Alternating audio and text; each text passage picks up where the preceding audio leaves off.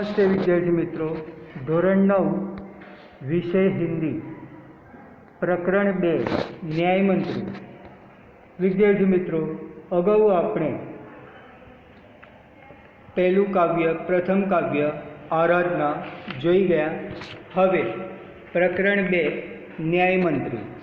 न्यायमंत्री के लेखक श्री सुदर्शन जी है। तो सौ प्रथम આપણે શ્રી સુદર્શનજીનો કવિ પરિચય મેળવીશું। શ્રી સુદર્શનનો જન્મ સન 1896માં અને નિધન ઈસવીસન 1968માં થયું। હવે આપણે કવિ પરિચય જોઈશું। सुदर्शन जी का मूल वास्तविक नाम बद्रीनाथ शर्मा था। तो सुदर्शन जी નું સાચું મૂળ નામ બદ્રીનાથ શર્મા છે। आपका जन्म 1896 ईस्वी सन पंजाब राज्य के सियालकोट नामक स्थान में हुआ था। तो लेखकनो जन्म 1896 में पंजाब राज्य ना सियालकोट नामना स्थाने थयो हतो। आपने बचपन से ही कहानियाँ लिखना प्रारंभ किया था। तो विद्यार्थी मित्रों, आ सुदर्शन जी નું મૂળ નામ બદ્રીનાથ શર્મા અને બચપન એટલે કે બાળપણથી જ તેઓ વાર્તાઓ લખવાની તેમણે શરૂઆત કરી હતી। પુષ્પલતા, સુપ્રભાત, પરિવર્તન, पनघट, नगीना आदि आपके सुप्रसिद्ध कहानी संग्रह है। आपका एकमात्र उपन्यास है भागवंती। तो भागवंती उपन्यास भी श्री सुदर्शन जी ने लिखा है। इस कहानी में जो न्यायमंत्री आज वार्ता है, आ वार्ता में सम्राट अशोक सर्वश्रेष्ठ न्यायमंत्री की शोध करता था। तो सम्राट अशोक सर्वश्रेष्ठ न्यायमंत्री की शोध में था। शिशुपाल साथे मुलाकात थवा पर उसकी योग्यता देखकर लेके एमनी लायकात जोईने सम्राट अशोक एमने न्यायमंत्री बनावे छे। न्याय न राजा देखता है न रंक, એટલે ન્યાય ન રાજા જુએ न गरीब जुए। न्यायतंत्र पर विश्वास दिलाने के लिए यह प्रयास किया है। तो न्यायतंत्र ऊपर विश्वास बधाने आवे ते माटेनो प्रयास અહીં કરવામાં આવ્યો છે।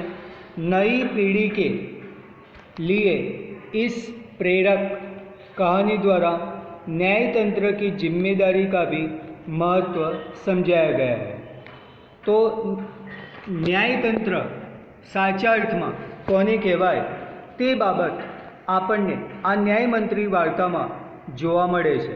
तो विद्यार्थी मित्रों, हवे आपणे ध्यान आपीशुं पाठ में। संध्या का समय था। संध्या एटले सांज। सांजनो समय हतो। चारों ओर अंधकार फैल चुका था। चारे बाजू अंधकार फैलाई चुक्यो હતો। ऐसे में किसी ने बाहर से घर का दरवाज़ा खटखटाया। एवामां कोईए बहारथी घरनो दरवाजो खखड़ाव्यो। कौन है? ब्राह्मण शिशुपाल ने थोड़ा सा दरवाज़ा खोलते हुए पूछा। तो ब्राह्मण शिशुपालना घरना दरवाजा पर अवाज आव्यो, दरवाजा खखड़ावानो।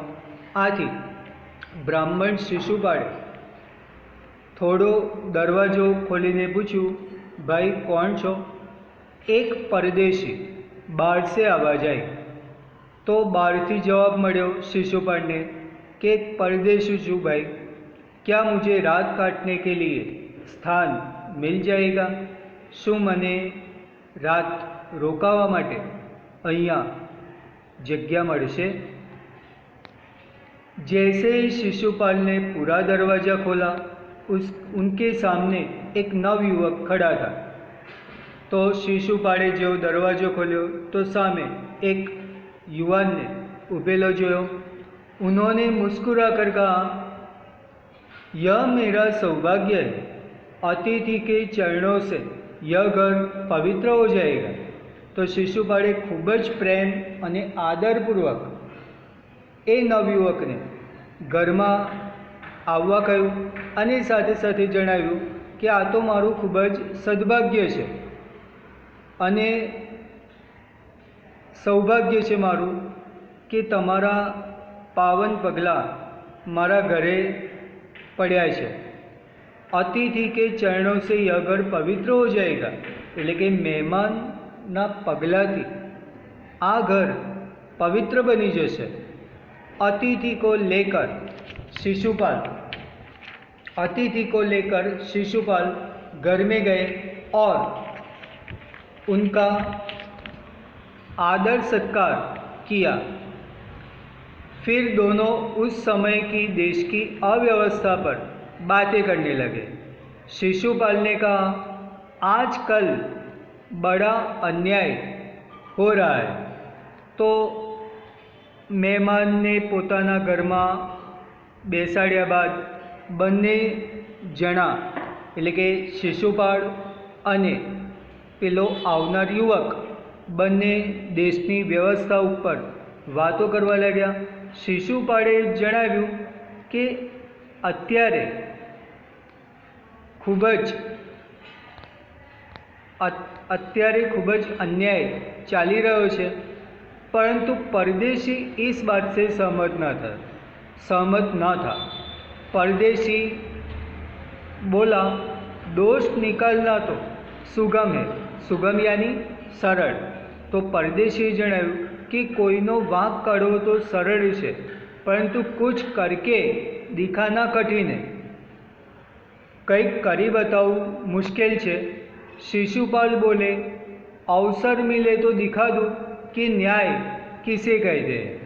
अवसर एटले के प्रसंग। शिशुपाले जणाव्युं कि अत्यारनी जे व्यवस्था छे ए व्यवस्था योग्य नथी, कारण खूब ज अन्याय चाली रह्यो छे। जो पोताने तक मळे तो पोते बतावी दे कि साचो न्याय कोने कहेवाय, सच्चा न्याय किसे कहते हैं। तो आप अवसर चाहते हैं? हाँ, अवसर चाहता हूँ। फिर कोई अन्याय नहीं होगा? बिल्कुल नहीं। कोई अपराधी दंड से न बचेगा? नहीं। परदेशी ने मुस्कुरा कर कहा, यह बहुत कठिन काम है। तो परदेशी युवके हसीने जणाव्युं कि आ तो खूब ज मुश्किल कार्य है, ब्राह्मण के लिए कुछ भी कठिन नहीं। तो शिशुपाले उत्तर आप्यो कि पोते ब्राह्मण छे अने पोताने माटे कोई ज कार्य मुश्किल नहीं। मैं न्याय का डंका बजाकर दिखा दूंगा। हूँ साचे ज न्याय आपीने रहूँ। साचो न्याय करीश। परदेशी धीरे से मुस्कुराए पर कुछ न बोले। फिर कुछ देर बाद वे सो गए। सुबह उठकर परदेशी ने शिशुपाल को धन्यवाद देकर उनसे विदा ली। तो सवारे उठीने परदेशी शिशुपालने धन्यवाद आपीने त्यांथी तेणे विदाय लीधी अने कुछ दिनों बाद एटले के थोड़ाक दिवसों पछी शिशुपाल के घर कुछ सिपाही आए और उन्हें दरबार में चलने के लिए कहा। तो थोड़ा दिवसों बाद केटलाक सिपाहीओ शिशुपालना घरे आव्या अने जणाव्युं कि तात्कालिक दरबार में चालो। शिशुपाल सहम गए। वे समझ नहीं सके कि सम्राट ने उन्हें क्यों बुलाया है। शिशुपाल पोते चिंता में पड़ी गयो कि पोते एवुं कोई कार्य कर्युं नथी, तो सम्राट अशोके एने शा माटे बोलाव्यो छे। कहीं उस परदेशी ने तो सम्राट से झूठी सच्ची शिकायत नहीं कर दी। दरबार में पहुंचकर शिशुपाल का कलेजा धड़कने लगा जब उन्होंने देखा कि परदेशी ही सम्राट अशोक है। तो सम्राट अशोक ए ज परदेशी तरीके शिशुपालना घरे आव्या होय छे। सम्राट बोले, ब्राह्मण देवता, मैं आपको न्याय का अवसर देना चाहता हूँ, आप तैयार हैं? पहले तो शिशुपाल घबराए, तो पहला तो शिशुपाल घबराई गया। फिर बोले, यदि सम्राट की यही इच्छा है तो मैं तैयार हूँ। जो सम्राटनी इच्छा छे तो पछी हूँ आ कामगीरी करवा तैयार छूँ। बहुत ठीक, कल से आप न्याय मंत्री हुए, सम्राट ने कहा और अपने हाथ से अंगूठी उतारकर शिशुपाल को पहना दी। यह सम्राट अशोक की राजमुद्रा थी। तो सम्राट अशोक ने इस प्रकार शिशुपाल को न्याय मंत्री बना दिया।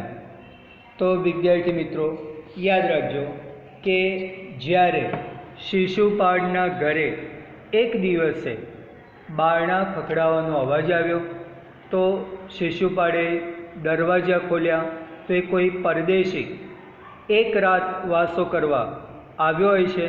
શિશુપાળ તેનું સ્વાગત કરી એની અંદર બેસાડે છે અને ત્યારબાદ બંને જણા વચ્ચે વાતચીત ચાલે છે। આ પરદેશી એ સમ્રાટ અશોક પોતે હોય છે। સમ્રાટ અશોક શિશુપાળ સાથે વાતચીત કરતા હોય છે। એમાં શિશુપાળને જે ન્યાય પ્રણાલિકા છે, જે રીતે ન્યાયનું પાલન થઈ રહ્યું છે એ યોગ્ય લાગતું નથી। આથી સમ્રાટ અશોક કહે છે કે ન્યાય બીજાની ટીકા કરવી, નિંદા કરવી સરળ હોય છે, પણ ન્યાય તોડવો ઘણો મુશ્કેલ કાર્ય હોય છે। આમ છતાં શિશુપાળ જણાવે છે કે પોતાને જો તક મળે તો પોતે સાચો ન્યાય કરી શકે। અને છેવટે સમ્રાટ અશોક થોડાક દિવસો બાદ શિશુપાળને દરબારમાં બોલાવીને તેને ન્યાયમંત્રી બનાવી દે છે અને પોતાના હાથમાં પહેરેલી જે રાજમુદ્રા છે, અંગૂઠી છે, એ અંગૂઠી शिशुपाल ने પહેરાવે છે। अब शिशुपाल न्याय मंत्री थे। हवे शिशुपाल न्याय मंत्री बन्या था। उन्होंने राज्य की समुचित व्यवस्था करना आरंभ कर दिया। उनके सुप्रबंध से पूरी तरह राज्य में शांति रहने लगी। किसी को किसी प्रकार का भय नहीं था। लोग दरवाजे तक खुले छोड़ जाते थे। चारों तरफ न्याय मंत्री की सुप्रबंध और न्याय की धूम मच गई। तो आ रीते शिशुपाळे न्याय मंत्री बनवानी साथे ज पोतानुं कार्य संभाળી લીધું। તેમના કાર્યકાળમાં નગરમાં ખૂબ જ સારી વ્યવસ્થા ગોઠવાઈ ગઈ હતી। રાજ્યમાં પૂરી રીતે શાંતિ રહેતી હતી। કોઈને કોઈ બાબતનો ભય ન હતો। લોકો પોતાના ઘરના દરવાજા ખુલ્લા છોડીને જતા રહેતા હતા અને ચારે બાજુ ન્યાયમંત્રીની વ્યવસ્થા અને ન્યાયની ચર્ચાઓ ચાલી રહી હતી। તો આ રીતે અહીં આગળ શિશુપાળે ન્યાયમંત્રી બનવાની સાથે જ પોતે રાજ્યમાં ખૂબ જ સારી રીતે પોતાની પ્રશંસા મેળવી લીધી હતી અને પોતે સારો ન્યાય દર્શાવીને લોકોમાં પણ આ રીતે સાચો ન્યાય કોને કહેવાય તે બાબતે પણ તેઓને નિર્ભય બનાવી દીધા હતા। તો હવે વિદ્યાર્થી મિત્રો, આગળના પેજ ઉપરથી હવે પછી આ પ્રકરણની ચર્ચા કરીશું। પણ ત્યાં સુધી તમારે આ પાઠનું વાંચન કરવાનું રહેશે। એક વખત આખો પાઠ ધ્યાનપૂર્વક શાંતિથી વાંચી જવાનો છે અને ત્યારબાદ જ્યારે આપણો પાઠ પૂરો થશે, પ્રકરણ પૂરું થશે, ત્યારે આપણે એના પ્રશ્નોના ઉત્તરની ચર્ચા કરીશું।